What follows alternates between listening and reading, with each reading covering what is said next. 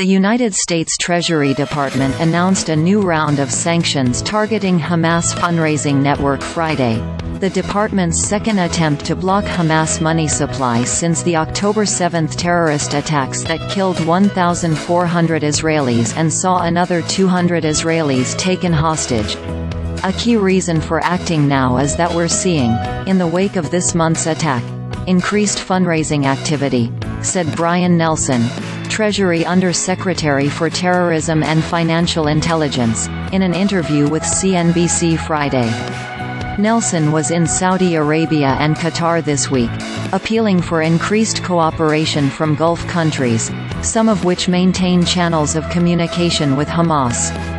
Speaking from Doha, he said Treasury officials have stepped up their efforts to stop the money flow to Hamas in recent days. Deputy Treasury Secretary Wally Adeyemo was in London on Friday, where he laid out steps the United States and its partners are taking to increase the financial pressure on Hamas. While Hamas itself has been under sanctions for decades, we must go after new, emerging shell companies, middlemen, and facilitators, he said.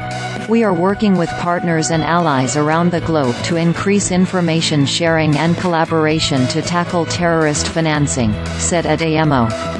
Hamas should have nowhere to hide. In addition to international cooperation, Adeyemo also emphasized the role of banks and cryptocurrency platforms in the overall sanctions campaign. Our expectation is that financial institutions and digital asset companies and others in the virtual currency ecosystem will take steps to prevent terrorists from being able to access resources, he said. If they do not act to prevent illicit financial flows, the United States and our partners will. Friday's new sanctions targeted several members of Iran's Revolutionary Guard who the United States said have been raising money for Hamas in various ways, including through two newly listed entities, Islamic National Bank, and the Al-Ansar Charity Association. The charity serves as a recruiting tool for terrorist activities, Treasury said in its sanctions announcement. Sanctions designations were also issued against front companies in Turkey, Spain and Sudan. Don't expect this to be Treasury's last action, Matt Levitt, a former intelligence analyst at Treasury, told CNBC in an interview Friday.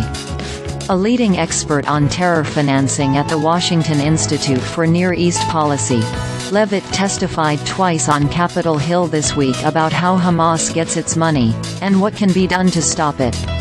He explained that while much of the focus in recent weeks had been on the global financial ties between Hamas and Iran, in reality the militant group gets most of its money by taxing and extorting money from people inside Gaza.